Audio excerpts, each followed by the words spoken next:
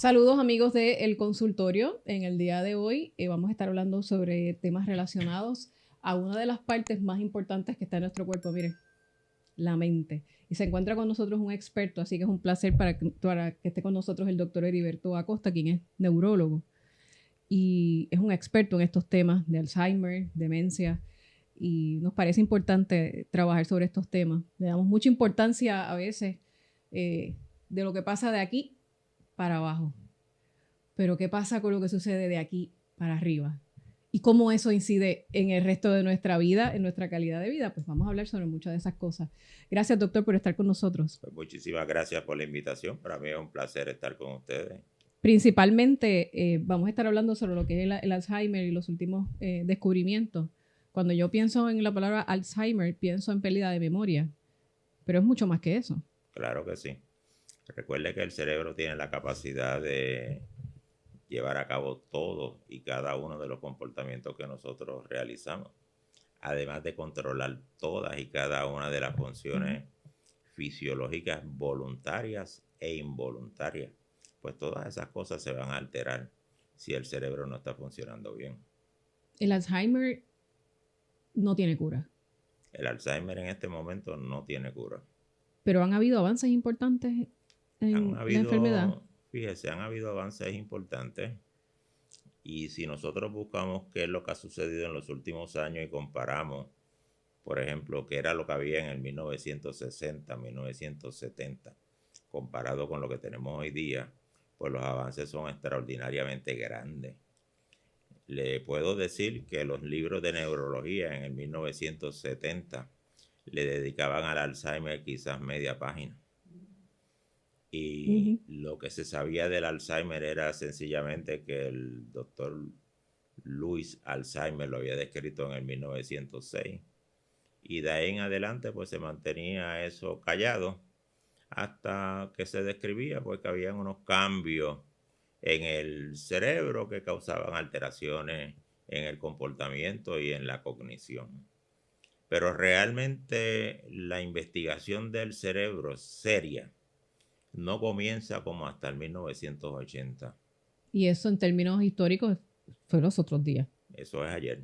No es tanto tiempo en términos de investigación científica. Y eso pues de verdad nos debe tomar por sorpresa porque es el órgano más importante que tenemos nosotros. Pero tenemos que recordar... Pero a veces yo pienso que la ciudadanía como que es el órgano al que menos importancia le estamos prestando. Eso es correcto. Como el órgano más importante y el más olvidado. Eso es correcto. Porque yo puedo, bueno, yo quiero vivir con mis dos brazos, yo quiero vivir con mis dos piernas, no me malinterpreten, pero yo puedo vivir sin un brazo. Yo puedo vivir sin una pierna, pero sin el cerebro no puedo, doctor. Usted sabe qué sucede, que la gente todavía no entiende que el comportamiento tiene una base orgánica.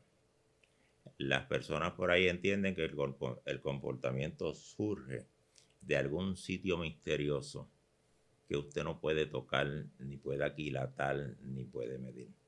Y cuando usted trata de explicarle a las personas que el comportamiento, la mente, nuestros afectos, nuestras emociones, nuestros pensamientos, nuestros planes futuros, son parte de un organigrama arquitectónico y neuroquímico, es bien difícil entenderlo. Defina eso, hábleme más sobre eso. Bueno, pues mire, yo le voy a decir una cosa. No hay cosa que a mí me dé más pena cuando usted se confronta con una persona que sufra de depresión y vengan las personas que le rodean y le digan, tú tienes la culpa de eso, porque es que tú no pones de tu parte. ¿Qué eso es lo que se quiere decir? Tú no pones de tu parte y por eso no te curas de la depresión. Pues mire, la depresión es una reacción química del cerebro, donde la voluntad no tiene nada que decir. Es una reacción química donde más del 50% de la razón por la que ocurre es hereditaria. Viene en los genes de la persona y luego se manifiesta por unas sumas y restas de reacciones químicas en el cerebro. Y no es tan fácil poner de su parte. Hay que tratarlo. Yo nunca he oído decirle a alguien, mira, tú tienes cáncer y tienes el cáncer porque no pones de tu parte. ¿Por qué podemos entender aquello de que el cáncer es orgánico y no podemos entender que la depresión también es orgánica?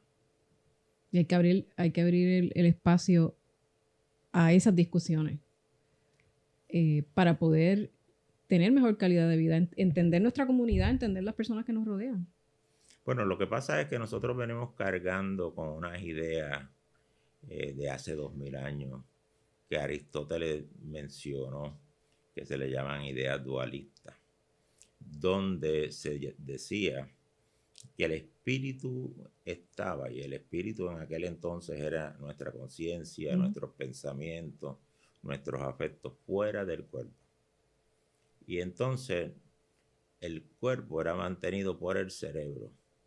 Y entonces esa teoría dualista perduró hasta ayer. Y entonces, usted dice que todos los estudios empezaron en los 80 y eso fue para mí los otros días. Y entonces en el siglo XX, lamentablemente vino la teoría freudiana. La teoría freudiana que nos abrió muchas puertas para entender algunos comportamientos, pero lamentablemente nos sacó del área orgánica del cerebro. Y entonces la teoría freudiana estuvo de boga hasta 1960 más o menos.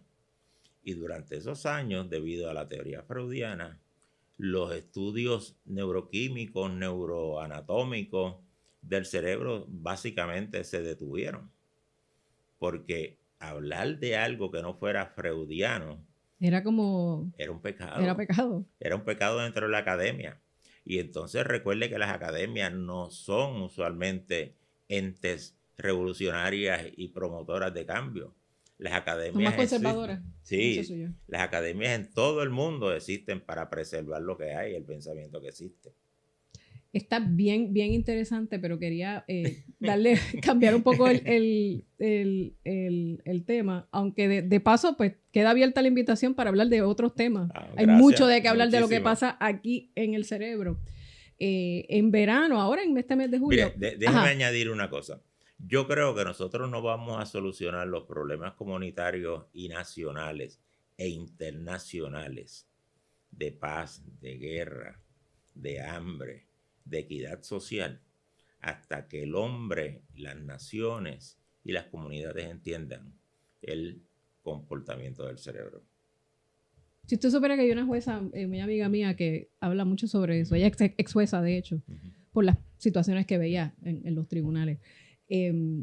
Cambiando un poco de tema, este mes de julio, durante el mes de julio, hubo una conferencia en Filadelfia, que supongo que usted como experto en Alzheimer debe conocer, y se habló de un medicamento que ha revolucionado la industria, pero particularmente porque todo el mundo quiere estar flaco, que es el Ozempic, y una aplicación, ¿verdad?, para controlar el peso y para rebajar. Pero se habló de que una droga similar al Ozempic podría slow the cognitive decline, o sea, podría retrasar, que estaba buscando la traducción, el deterioro cognitivo y podría ser de ayuda a pacientes de Alzheimer. ¿Qué se sabe sobre eso?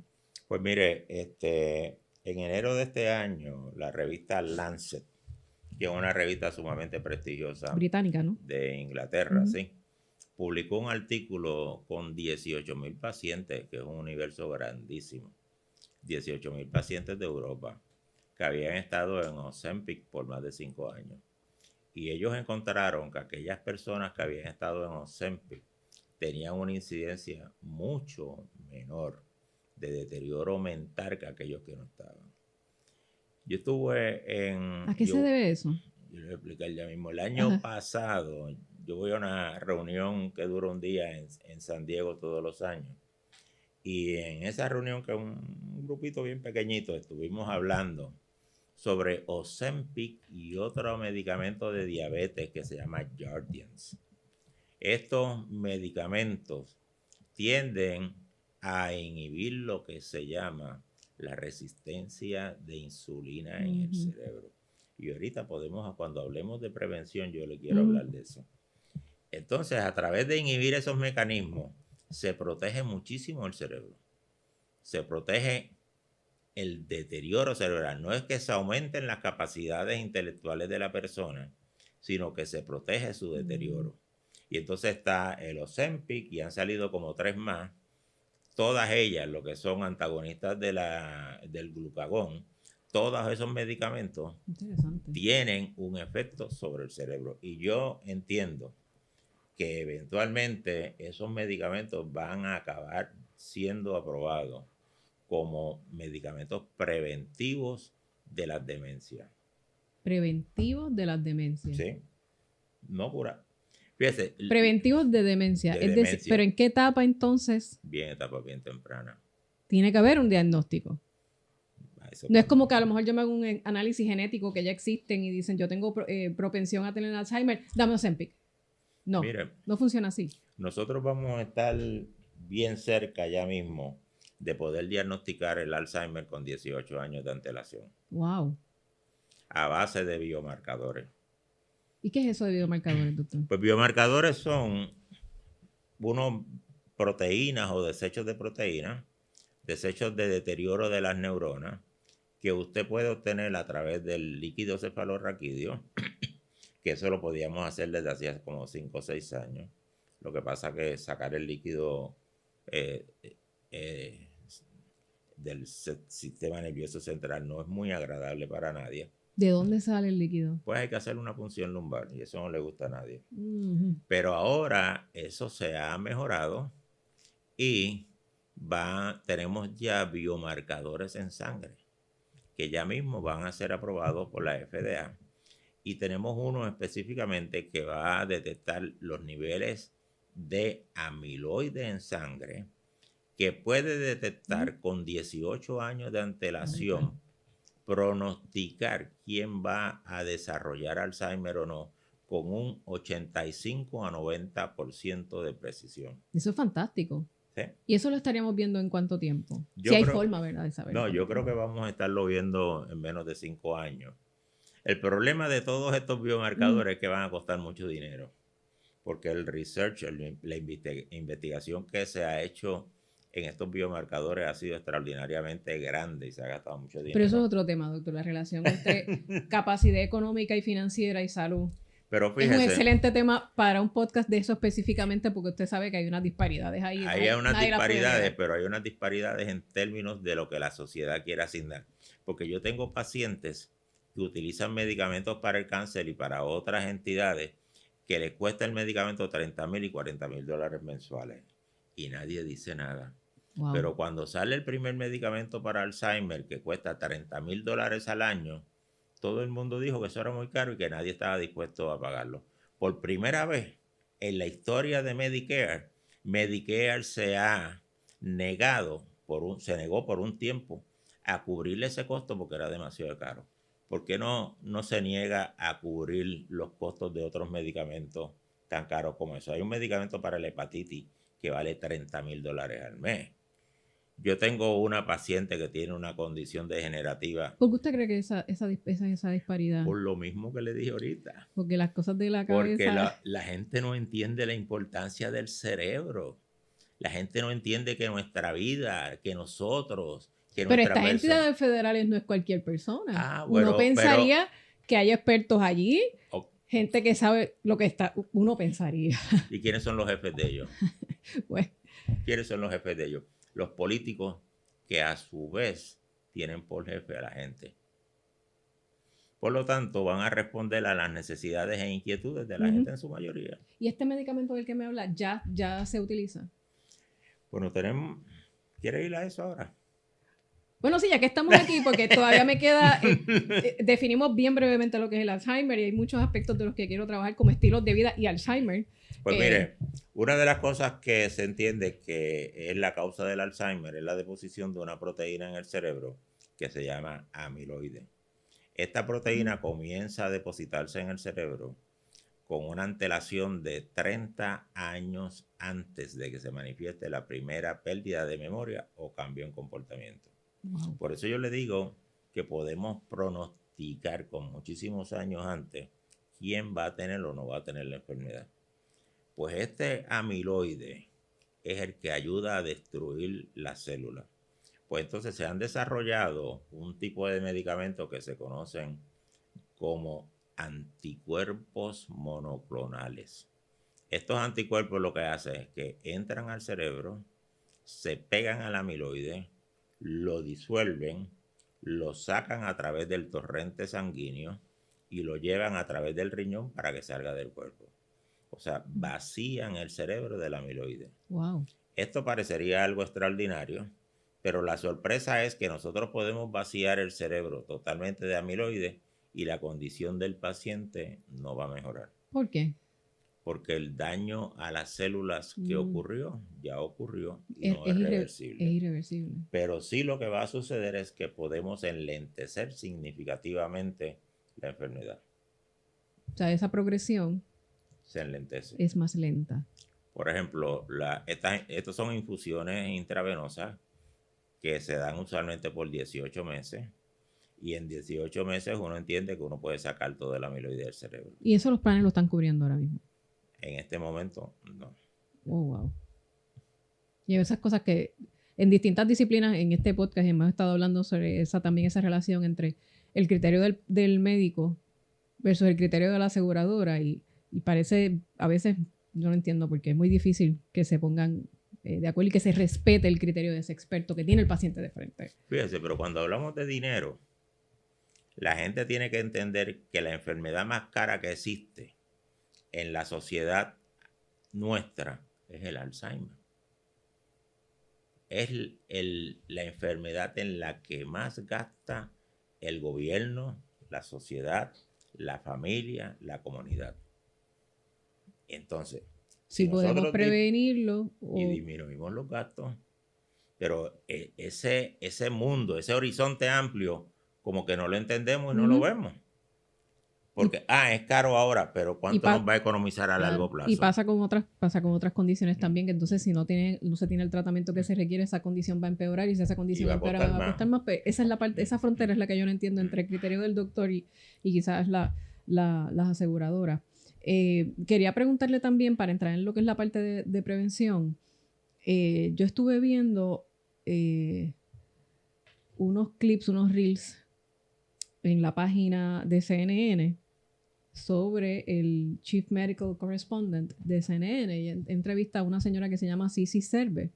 Está en un programa muy intenso de 5 años, en donde hay cambios significativos al estilo de vida, comida, ejercicio, entre otras cosas, y ella dice que se ha revertido esa progresión del Alzheimer. No sé si ha tenido la oportunidad de ver. Sí, lo leí por encimita. Esa señora está bajo tratamiento con un médico de la Universidad de California que se llama Dean Ornish. Y este señor, pues, ha estado muy enfocado en bregar con los cambios, los factores de riesgo en los pacientes desde hace mucho tiempo. Y básicamente lo que él hace es un control de factores de riesgo a un nivel excelente. Y esos factores de riesgo, si usted los controla, definitivamente van a tener un efecto de retrasar la enfermedad significativamente. Eso nosotros lo hemos estado haciendo aquí desde hace mucho tiempo. Y de hecho yo presenté un trabajo en una conferencia internacional hace bastantes años, donde presentamos 90 pacientes que habíamos seguido por aproximadamente 24 meses, donde pudimos notar que el deterioro de esos pacientes que seguían el control de factores de riesgo y a su vez eran tratados por los medicamentos usuales del Alzheimer, tenían un deterioro mucho menor, no que no tuviesen deterioro, pero mucho menor que el deterioro que normalmente se veía. Por ejemplo, en los pacientes no tratados hay una escala que se llama la escala del Mini-Mental de Feinstein. En esa escala normalmente los pacientes no tratados progresan a razón de 4 puntos por año. Nuestros pacientes progresaban a razón de 1.2 por año, lo cual si usted multiplica por 5, pues los primeros van a haber progresado 20 puntos, los nuestros progresaban 5 a 6 puntos. Y eso hace una diferencia extraordinaria en funcionalidad. Así que yo creo que eso es una información muy válida, que lamentablemente la mayor parte de los clínicos no siguen, y que la mayor parte de la gente, cuando uno se lo dice, tampoco sigue, porque eso conlleva unos cambios de vida y de estilo de vida. Y la mayor parte de la gente en nuestra comunidad anda sencillamente buscando la pastillita milagrosa que les dé la solución a sus problemas. Y eso no existe. Eso no existe. ¿Cuáles son esos factores de riesgo? Pues mire, los factores de riesgo principales son, por ejemplo, la diabetes o la resistencia a la insulina, como le mencioné ahorita, la hiperlipidemia, el colesterol alto, pero no solamente el colesterol alto, la relación entre el colesterol bueno y el colesterol malo. Nosotros en mis pacientes, nosotros buscamos que el colesterol bueno y el colesterol malo tengan una relación de 1 a 1. La mayor parte de las personas por ahí aceptan que el colesterol esté en 200. Nosotros queremos a nuestros pacientes en 130. Eso es bastante más bajo. Y que esté 1 a 1. Tener la tiroide bien, hacer ejercicio físico, un poquito, no queremos que nadie sea un olímpico, 15 o 20 minutos diarios y que la persona tenga la habilidad de disfrutar de ese ejercicio. Aprender cosas nuevas. Usted no se puede quedar haciendo ejercicios mentales, que sean sencillamente el repetir destrezas mentales que usted haya practicado a través de toda la vida. Porque la razón de hacer estos ejercicios mentales es la creación de redes neurales nuevas. Esto es como que si yo tengo que hacer ejercicio físico, caminar, por ejemplo, que le voy a preguntar cuánto tiempo más o menos a la semana se recomienda, pues también hay que llevar el cerebro al gimnasio. A aprender cosas nuevas. Por ejemplo, yo mando a mis pacientes a aprender un idioma nuevo que nunca hayan practicado. Aprender a pintar. El pintar es algo extraordinariamente bueno porque envuelve una creatividad extraordinaria. Y si usted nunca ha pintado, usted va a necesitar una colección bien grande de neuronas para llevar a cabo esa actividad. Aprender a tocar un instrumento musical distinto. Algo nuevo que usted nunca haya hecho. Yo tengo pacientes de 90 años aprendiendo a tocar piano. Y lo tratan. Qué bien. Sin miedo. Yo mando a mis pacientes a volver a repasar el álgebra y la geometría de sexto y séptimo grado. Esos ejercicios son extraordinariamente buenos. Por ahí, lamentablemente, la gente se conforma en hacer lo que se llaman sopas de letras. Crucigrama. Sí, no, y sopas de letras, que son esos libros que venden en la farmacia. Pero eso es algo demasiado de sencillo. Usted necesita unos estímulos que sean un poco más intensos, que sean repetitivos y que sean de larga duración. Ya que tengo de frente a mí a un neurólogo, le pregunto, y eso lo estábamos hablando ayer entre los vecinos en la comunidad, el depender demasiado del teléfono, por ejemplo, no quiero mencionar ninguna aplicación, pero aplicaciones que nos dan los mapas. Y entonces, antes uno cogía, sobre todo cuando uno se iba de viaje, todavía a mí me gusta el papel, doctor, pero yo sé que hay jóvenes que no. Y entonces había que leer ese mapa, había que ubicarse en tiempo y espacio para poder llegar de punto A a punto B. Eso ayuda. El forzarse a buscar una dirección utilizando el sistema que está aquí de ubicación y no depender del teléfono que nos diga coja a la izquierda o coja a la derecha. Bueno, el teléfono quizás nos ayuda y nos facilita un montón de actividades, pero a la misma vez es una fuente de información extraordinaria que nos hace conocer lo que está sucediendo ahora mismo en Ucrania, en Venezuela. Sí, pero utilizar una aplicación de un mapa que me diga cómo llegar versus yo tratar de hacer yo el esfuerzo de llegar sin que Google Maps me diga coge por aquí. El mapa, si usted trata de hacer, de realizar qué es lo que tiene que hacer en el mapa, definitivamente le va a ayudar más. De hecho, hay estudios que demuestran que si usted escribe cursivo, en vez de escribir en un teclado, el escribir cursivo es mucho más efectivo en estimular el cerebro que el escribir en un teclado. Pero para allá. Y a mí me gusta, bueno, es que yo también pienso que puede ser generacional en cuanto al uso de la tecnología, y supongo que ya veremos cómo eso va afectando a las personas. Porque obviamente nosotros venimos de una generación donde todavía, yo no sé usted, pero preferimos el papel. Yo también, claro. Preferimos escribir, pero yo no nací ayer. Esta generación, bueno, que va, somos un poquito más de menudo para acá. Pero las generaciones de ahora, pues todo es digital. Y está por verse entonces cuál será la consecuencia en el cerebro de esa super exposición a todo lo digital y no lo análogo, como yo digo, lo físico, que uno tenía que, no sé, que siento que uno tenía como que pensar un poco más. Sí, pero hay muchachos que también adquieren un tronco de información, una gran información que los hace hábiles para saber información y entrelazarla de distintas áreas. También tiene sus áreas positivas. Hablábamos de factores de riesgo, colesterol, diabetes, que son muchos sí, en Puerto Rico. La prevalencia de hipertensión, condiciones cardiovasculares y diabetes también, la prevalencia es súper. Yo creo que entre las primeras 5 condiciones esas deben estar ahí. ¿Qué otros factores de riesgo? Pues le dije la falta de actividad física, la sedentarismo, falta de actividad mental. ¿Cuánto tiempo se aconseja a la semana? Pues mire, es poquito. Tiene que ser, ya sabemos que usted no tiene que verse como Tito Fitness o Tita Fitness. No. Pero tiene que ser cardiovascular, que mi corazón sea de alta intensidad. No. Mire, cada vez que usted mueva un dedito, ese movimiento del dedo se refleja en la corteza cerebral. O sea, que yo me puedo ir a caminar por mi urbanización, ¿cuánto? 15, 20 minutos. Se puede ir a caminar por su urbanización 20 minutos. Y lo más diario, sí. Okay. Y lo más importante es que usted disfrute de su caminata. Al cerebro no le gustan las penas. Al cerebro no le gusta el estrés.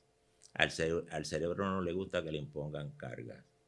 Ese ejercicio tiene que ser una fuente de confort, de alegría, y que usted se sienta bien, se sienta relajado.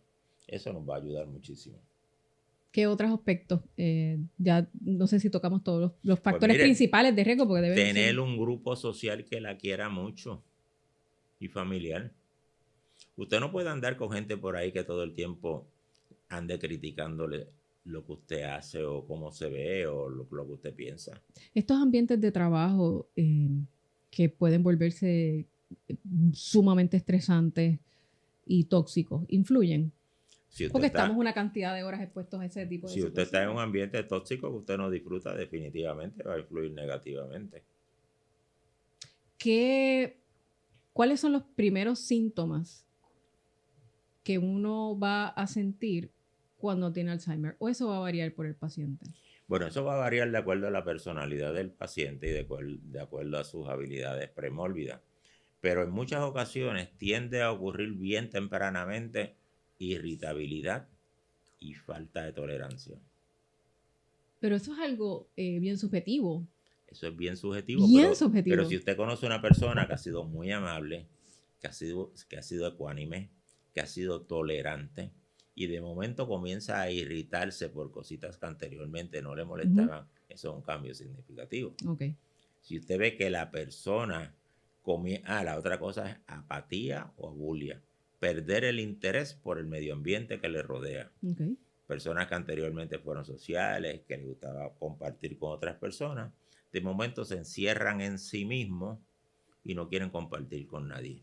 Todos esos pequeños cambiecitos de conducta pueden anteceder a la pérdida de memoria. ¿La mayoría de los diagnósticos o del Alzheimer comienza a qué edad? Pues mire... ¿O esto es algo que le puede pasar a gente joven? Claro que sí. Lamentablemente, la mayor parte de los pacientes de Alzheimer los traen las familias demasiado de tarde. Y demasiado de tarde es muy poco lo que usted puede hacer. Al igual que pasa con multiplicidad de condiciones. Pero mire, si yo comienzo a notar que yo en este momento cognitiva o profesionalmente no puedo hacer tareas mentales que yo hacía bien hace 10 años atrás, eso es un problema. Eso es bien significativo. Eso me lo debo validar. A pesar de que yo esté funcionando mejor que el 90% del país. Yo no me debo comparar con el resto de la población. Yo me comparo conmigo mismo. Pues eso es un síntoma. Y entonces lo importante de esta sintomatología es que esa sintomatología, de acuerdo a los estudios realizados, predice eventualmente el desarrollo de la demencia tipo Alzheimer en un 90% de los casos. 90%. Que usted comience 10 años antes a decir, mira, ya yo no puedo escribir un ensayo como yo lo escribía antes. Ya yo no puedo, no tengo el vocabulario que tenía antes. O si usted es un matemático, ya yo no puedo formular teoremas como lo realizaba antes. Ahí es, ojo. Pues ya uno comienza a tener problemas. Pero aquí en Puerto Rico, lamentablemente, la gente espera a que el paciente no conozca al hijo para decir hay algo malo.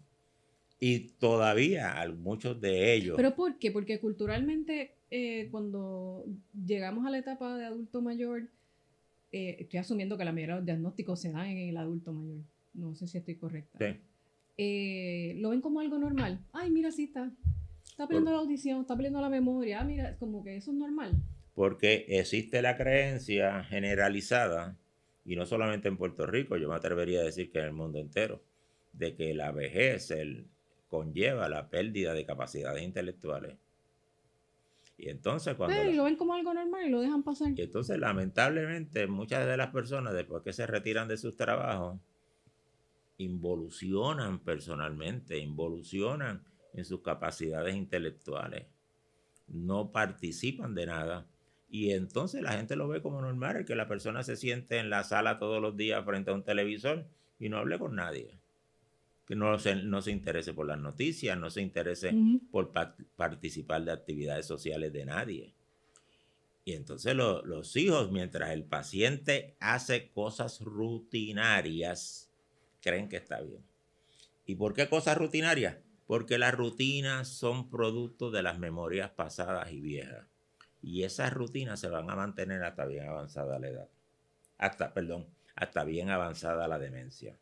Porque eso se conserva más en el cerebro. Esos recuerdos remotos. Eso se conserva más porque esas rutinas viejas, esas memorias viejas, están ancladas en neuroanatomía, que son cambios arquitectónicos de las neuronas. Mientras que las memorias nuevas están ancladas en cambios neuroquímicos. Por lo tanto, son mucho más frágiles. Están en otro espacio, por decirlo de esa manera. Más frágiles. Están más expuestas. Sí, como usted desee. ¿Qué más podemos hacer en cuanto a lo que es la prevención? Pues mire, detectar bien temprano todo esto. Perdóneme. También debemos, por ejemplo, doctor, en el caso de la colonoscopia, que nos dicen, toda persona después de los 40 y pico de años debe hacerse este proceso una vez cada X tiempo, dependiendo, ¿verdad?, la situación, pero ya está más o menos establecido ese parámetro. Yo no veo esos parámetros en el caso de nuestro cerebro. Dice, todos los años uno se debe hacer como el tune-up de las 100.000 millas, y entonces uno se hace un CBC, por ejemplo, para saber cómo está el colesterol, cómo está el azúcar. ¿Qué podemos hacer para prevenir? ¿Debemos ir una vez al año a un neurólogo y decir, doctor, chequeme a ver que todo esté bien? Yo creo que ¿Qué usted aconsejaría hacer? Debemos tener mucha más sensibilidad a los cambios mentales y de comportamiento. Por ejemplo, mire, otro de los cambios tempranos que algunas veces se ven son celos infundados y sin razón. Miren qué interesante. Por ejemplo, yo veo muchas parejas que viene uno de ellos y me dice, mire, desde hace como 5 o 6 años le ha dado manía con el vecino. Y entonces yo no puedo saludar al vecino porque él dice que yo tengo algo con el vecino. Y eso ha ido aumentando paulatinamente. Y entonces la persona cree que es una manía mala, o sea, que es una sinvergüencería por parte de su esposo o esposa. No lo ve como que hay un cambio de comportamiento. Y le voy a ir y es más que hay lejos. algo que se ha estado cocinando aquí en la cabeza. No, es que los celos son parte de una paranoia que se da cuando el cerebro se deteriora. Y mire, y esto algunas veces es tan grave que algunas parejas llegan a divorciarse sin buscar por qué está ocurriendo. Llegan a divorciarse por eso y después que se divorcian aparece entonces el Alzheimer. Wow. Sin buscar. Y entonces los hijos dicen, no, porque es que papi se ha puesto tan maniático que molesta tanto a mami. Y entonces, lamentablemente, esos celos son sumamente molestosos al cónyuge. Y el cónyuge se molesta de una forma, pero extraordinaria. Y lo menos que se le ocurre es que el pobre señor pueda estar enfermo. Wow. Y esto lo tenemos. Yo hablo de O sea, esos por celos eso es que usted habla de esos patrones de conducta, de cómo somos, y si hay algo que se sale que de la norma. cambie, que cambie. Por ejemplo, mire, usted ha sido sumamente tolerante y de momento llegan los nietos suyos a su casa. A usted le gustaba jugar con sus nietos y de momento llegan 3, 4 nietos a su casa y a usted le molestan que estén jugando porque bochinchan, le cambian el televisor de canal, cualquier cosita. Y no los quiere en la casa porque usted se siente molesto por ello.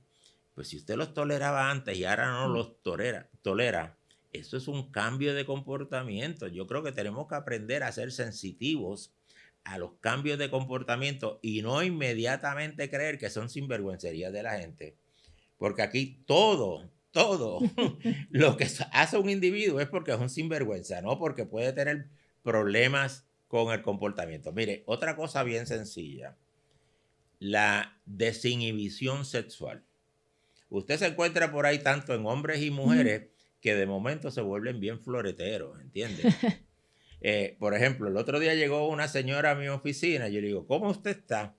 Y me dice, ahora estoy súper bien porque estoy ante un hombre elegante. Pues eso es una desinhibición total. Esto es una señora de 65 años que yo estoy seguro que no decía esas cosas. Claro. Y entonces la hija que está al frente, ¿De qué está pasando? No lo ve como extraño. No lo captó. No lo capta. Y entonces tiene a los hombres que se pasan diciéndole comentarios inadecuados a mujeres. Y entonces los que van más lejos, que tocan a la otra persona inadecuadamente. Y entonces dicen que es un viejo o una vieja verde. Rápido llegan a esas conclusiones. Mire, cada vez que yo veo en los periódicos que acusan a un anciano de actos, ¿cómo que le llaman? Deshonestos o lascivos. Sí. Yo digo, este señor, si no tiene historial de haber sido así toda su vida, este señor lo más probable es que tenga la demencia. Y cuando usted ve, yo recuerdo un caso que hubo en Arecibo, donde un viejito mató a su esposa.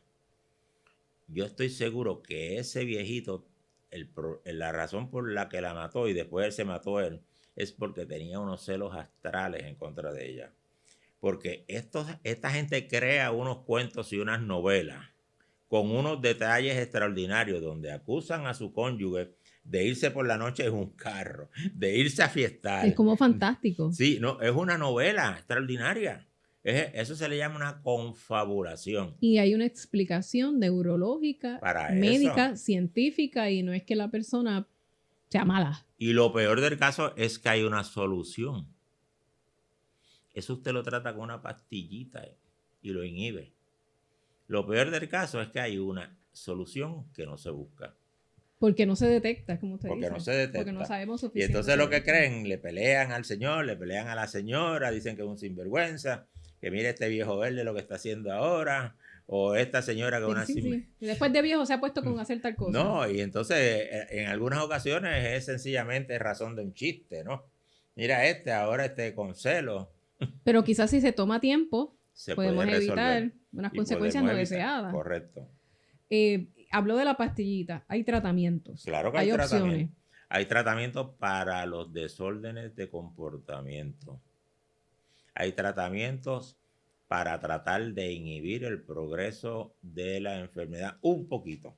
Lo que no hay tratamiento, y yo creo que ni usted ni yo lo vamos a ver, es para curar la enfermedad. ¿Alguna vez encontrará la cura para el Alzheimer, doctor? Yo no sé, pues, como la ciencia avanza a un ritmo tan y tan rápido, quizás, pero el Alzheimer es algo sumamente complejo, que envuelve una multitud de factores extraordinarios. Y entonces son factores que están en el cerebro. El cerebro es el órgano mucho más complejo que tiene el ser humano. ¿Cómo se diagnostica el Alzheimer? Pues mire... Ya hemos hablado obviamente de unos síntomas y unos factores que usted como experto ve, pero cuando ve eso, ¿qué hace? ¿Una prueba de sangre? ¿Un CT scan? ¿Un MRI? ¿Qué se hace? ¿Cómo usted sabe? Como esto es algo complejo, usted tiene que utilizar una serie de estudios. No hay un solo estudio que diga qué es lo que tiene. Usted tiene que evaluar las capacidades intelectuales de esa persona. Usted tiene que hacer un buen historial. Porque en muchas ocasiones la gente viene y le dice a uno, no, doctor, porque esto empezó hace 2 semanas. Pero entonces usted comienza a hablar con la persona, Y se da comienza a cuenta hablar que con no el pasó 2 familiar semanitas. y se da cuenta que eso comenzó hace 2 años, 3 años, que el señor anda botando los chavos, que cuanto anuncio ve por televisión manda a comprar porquerías que anuncian por la televisión. Eso sucede también, que tiene las tarjetas de crédito supercargadas. No, ahora es más fácil porque se aprenden a usar las aplicaciones, pues empiezan a pedir cosas por No, el y van al teléfono. supermercado y compran las mismas 3 cosas cada vez que van al supermercado.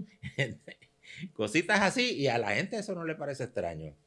Pero lo primero es un buen historial, uno sentarse a hablar con la familia específicamente, porque ¿qué le va a decir el paciente a uno? Yo estoy bien. Y eso uno tiene que recordarlo. Los pacientes en términos generales dicen que están bien, porque una de las características de la enfermedad es que no se reconoce que se tiene un problema. A eso se llama anosognosia.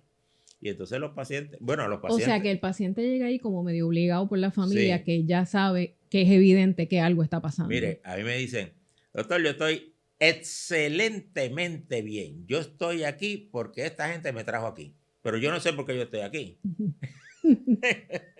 Y entonces esta gente se enfogona y se molesta porque no entienden por qué él está diciendo que se siente excelentemente bien. Y ahí es que usted empieza, ok. Hay que explicarle, esto conlleva una orientación. Por eso es que bregar con pacientes de Alzheimer no es una visita de 5 minutos. Es una visita que toma mucho tiempo y que envuelve múltiples profesionales de la salud.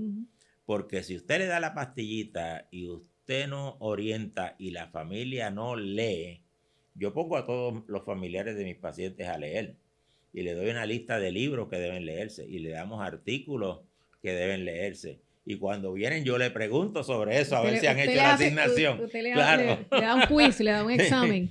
Sí, porque es Es esencial ese acompañamiento y del cuidador. Ah, claro. Que no tiene una tarea fácil realmente. Usted no puede... Eso nos da para otro podcast completo de lo que es los retos del cuidador. Mire, usted no puede enviar al paciente solo al médico. Yo soy de los que creo que ninguna persona sobre 70 años debe ir sola a un médico. Porque usted manda a una persona sobre 70 años al médico y siempre dice que le dijeron que estaba bien. Y a lo mejor no lo recuerda. No lo recuerda y siempre creen que están bien. O sea que no le pasa mucho que tiene adultos mayores cuidando adultos mayores. Oh, eso es la norma. La demografía nuestra pues no miente, o sea, eso es la norma. Estamos envejeciendo aceleradamente. Eso es la norma. Lamentablemente. Y eso complica más la situación porque cada vez somos un país que envejece más rápido. La cantidad de adultos mayores cada vez va a ser mayor. Entonces usted, me imagino que cada vez ve más adulto mayor cuidando a adulto mayor. Usualmente el cuidador va a ser el cónyuge. Y el cónyuge pues más o menos va a tener la edad del paciente. Con sus propias condiciones también. Sí, con sus propias condiciones y en muchas ocasiones con una antesala de demencia. Y entonces uno manda a buscar los hijos y los hijos no vienen.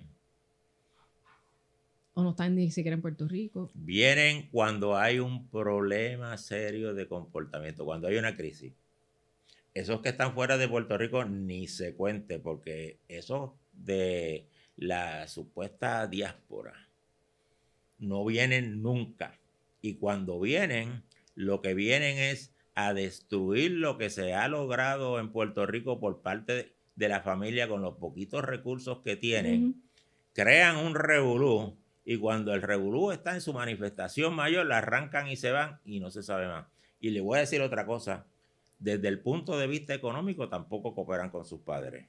Y el proceso de cuidar a un paciente de Alzheimer es costoso. Digo, la salud en Puerto Rico, sí, hay muchos aspectos que lo son. Es costosísimo desde el punto de vista emocional, de salud personal y económico. El cuidador de Alzheimer en muchas ocasiones, el cuidador del paciente de Alzheimer, en muchas ocasiones se muere antes que el paciente. Wow. Porque es que esto, mire, esto es 24 horas al día y 7 días a la semana. Y entonces viene un hijo y va a visitar 15 minutos. Y dice, ay, mami, no te preocupes tanto, yo no sé por qué tú te quejas. Si papi está lo más tranquilito viendo televisión ahí. Sí, pero quédate el día entero. Quédate el día entero, los 7 días a la semana. ¿En Puerto Rico existen espacios de cuidado de pacientes con Alzheimer o pacientes con condiciones degenerativas a nivel cerebral. Pues mire, aquí hay Demencia, unos otras cosas. centros de cuidado diurno que son mantenidos por los municipios con fondos federales, donde los pacientes van de 8 de la mañana a 2:30 de la tarde. Los buscan en las casas, allí están durante el día, se les dan Ujú. manualidades, se le dan actividades recreativas, se le da almuerzo, se le da desayuno, almuerzo, comida por la tarde y los regresan como a las 2:30 de la tarde. Esos son para pacientes más o menos que se pueden valer por sí mismos. Claro. Entonces, tenemos los hogares de cuido, que ya son otra cosa, ¿no? Eso es para el paciente de todos los niveles, de acuerdo a la decisión de la familia, porque la decisión de poner un paciente en un hogar de cuido es una decisión familiar. Es hasta dónde yo puedo bregar con mi familia. Ya no puedo bregar con mi familia, pues busco ayuda fuera de la familia. Pero tiene para que me lo ser cuiden. un espacio especializado en bregar con este tipo de pacientes, si es que existen en Puerto Rico. Pues mire, la mayor parte de los hogares de cuido realmente, con la gran incidencia que nosotros tenemos de Alzheimer, están llenos en su mayoría de pacientes de Alzheimer. Y los hogares de cuido proveen una situación bien interesante. Y es que en los hogares de cuido se brega con una rutina. Y ya usted habló sobre eso aquí. Y las rutinas le brindan una estructura al paciente que le brinda un control de su sintomatología de comportamiento y mental. Y entonces, debido a esa estructura donde los levantan a una misma hora, desayunan a una misma hora, almuerzan a la misma hora, tienen actividades a las mismas horas y van a la cama a la misma hora, muchos de ellos, en su gran mayoría, mejoran. Sí. Pero esos centros obviamente tienen un costo. Claro. Y el reto económico en esa parte es mayor. Claro. Mucho más de lo que los pacientes reciben de Seguro Social. Mucho más. Que estamos hablando de 3,000. Pues hay de todos costos. 4,000, Hay de 5,000. todos costos, ¿no? Usted va, es como en el supermercado. Usted va a llenar la canasta de acuerdo a la cantidad de dinero que usted tenga en el bolsillo. Pero lo que sí hay en todo es esa rutina. Y la otra cosa es que usted saca al paciente en muchas ocasiones de manos de un cuidador que está quemado. Y cuando yo estoy quemado como cuidador, yo me convierto en un cuidador sumamente hostil, intolerante y que le hablo al paciente con agresividad. ¿Y qué hace el paciente entonces?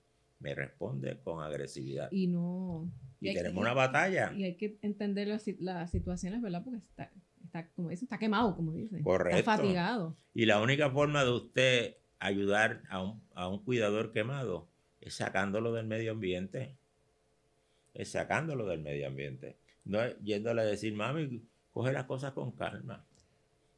Recientemente el periódico El Nuevo Día publicó un artículo sobre los esfuerzos del Departamento de Salud para actualizar el registro de pacientes de Alzheimer y otras condiciones y se hablaba de unos 50,000.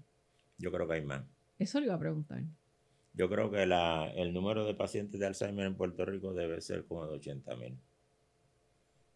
Y si a esos 80,000, porque recuerde que la enfermedad de Alzheimer no solamente afecta al paciente, afecta a la familia, afecta a su núcleo social y en muchas ocasiones a su comunidad. O sea, va a tener muchas más personas afectadas por la condición. ¿Cuál es el paciente más joven que usted ha diagnosticado? A menos de 40 años. Menos de 40 años. Sí. ¿A tiempo? No. No estaba a tiempo, era avanzado. ¿Eso es atípico para usted como neurólogo? Lo que pasa es que mientras más temprano el paciente, menos sensitividad por parte de las personas que le rodean. Porque entonces empieza la dinámica de que tiene algo, de que no tiene nada. Hay un montón de personas que se niegan, un montón de familiares que se niegan a aceptar que la persona tiene algo. Y le voy a decir por las razones más absurdas del mundo. Porque en Puerto Rico se da un fenómeno bien interesante y es el síndrome de Dunning-Kruger, que fue un síndrome que fue descrito por dos psicólogos de la Universidad de California en San Diego. Y es que mientras menos yo sé de algo, más yo creo que sé. Y entonces los expertos que hay en Puerto Rico, que existen por todas las esquinas, en su gran mayoría son unos ignorantes y con poco juicio. Y entonces usted va a tener dentro de una familia un grupo de personas que va a tener la sensitividad de decir hay algo malo con mi familiar, pero va a tener por el otro lado unos que son los que usualmente no ayudan, da la casualidad también, que van a decir, no, no tiene nada, lo que pasa es que se le está olvidando el nombrecito de aquello que no es importante. Pero eso es normal de la edad, eso es de la edad. Sí, dicen. Y entonces eso evita en muchas ocasiones que se busque ayuda. Evita en muchas ocasiones que se busque ayuda. Y le voy a decir, es bien frecuente. Independientemente de los niveles educacionales o instruccionales, porque las universidades no brindan educación, lo que brindan es instrucción. La gente su educación no la adquiere en las universidades. Independientemente de su nivel de instrucción, viene y dice, pero yo tengo un doctorado en yo no sé qué. Usted puede tener un doctorado en X cosas, pero usted es un ignorante en estas otras cosas. Y además no tiene juicio. Que eso no se lo arregla ninguna universidad. No, y sí, obviamente, si a eso le añadimos las redes sociales y que la gente entonces, y lo digo y lo repito y lo he dicho en muchos podcasts, mire, las personas que nosotros traemos a este podcast son personas que han ido a la universidad, que tienen una preparación, que pasaron unas licencias, que están al día, que van a seminarios, que publican artículos. Google no fue al recinto de ciencias médicas ni a ninguna universidad de medicina. Entonces, hay que buscar fuentes de información confiables. Y eso es una gran herramienta, pero tengan mucho cuidado porque a veces la gente empieza a autodiagnosticarse por las redes. Cuidado, o sea. Mire, cuando a mí me traen un artículo, en muchas ocasiones, que puede ser un artículo científico, y me dicen, mire doctor, lo que dice en este artículo, por lo tanto, lo que usted está haciendo no está bien. Y usted leyó el artículo completo. No. Y usted sabe una cosa, ¿usted ha leído alguna vez una novela leyendo la página número 100? Porque cuando usted lee un artículo científico, usted necesita haber leído las 99 páginas anteriores. Usted necesita una base científica para entenderlo. Y necesita leer entonces las 200 páginas posteriores. Usted lo que está leyendo es la página número 100. Y con esa página número 100, con ese pequeño fragmentito de información, usted no puede llegar a ninguna conclusión. Pero como no sabe nada de nada, se cree que se lo saben todo con ese articulito. Y eso es algo que siempre yo repito, que hay que respetar a los que saben, a los que estudiaron, a los que se mantienen al día. Y esos son ustedes, las personas, ¿verdad?, que procuramos tener en el consultorio, ¿verdad?, que son fuentes de información. Y lo que queremos es que al final la gente, pues, algún día, ¿verdad?, nos haga caso y tengan mejor calidad de vida. Se nos quedan un montón de temas, el tiempo nos traiciona, pero gracias, doctor, por haber estado con nosotros. Ha sido una conversación muy franca, esperamos que se repita. Y se me quedó algo bien importante. Usted trabaja con la Asociación de Alzheimer. Vamos a estar publicando algo en las redes sociales con la presidenta de la asociación para que usted vea el trabajo que hacen y cómo ayudan a la familia y los pacientes. Bien importante, bien importante ese trabajo de entidades como esta, ¿verdad? Pues mire, le quiero decir que el 7 de septiembre, que es sábado, en la Cooperativa de Seguros Múltiples, allí al lado del Centro Médico, vamos a celebrar una conferencia que le voy a estar dando yo, donde yo voy a tocar el tema de factores antelares al desarrollo de la deposición del amiloide. Vamos a desarrollar, yo voy a tocar entonces el tema de las distintas razones patológicas por qué se da la enfermedad, de la manipulación del amiloide, de los medicamentos nuevos y por qué la resolución del amiloide no es la última solución del problema. Así que voy a tratar de tocar eso como en 1 o 2 horas, o sea que el que quiera ir, que vaya con calma. Así que entren a la página de la Asociación de Alzheimer porque ahí van a estar los detalles de la actividad. Gracias, doctor Acosta, por estar con nosotros. Usted ha sido muy amable. Ha sido un placer. Esperamos que se repita porque hay mucho tema, hay mucho que hablar, mire, de lo que pasa aquí. Gracias por estar con nosotros. Gracias, muchas gracias. Amigos, hasta aquí el consultorio.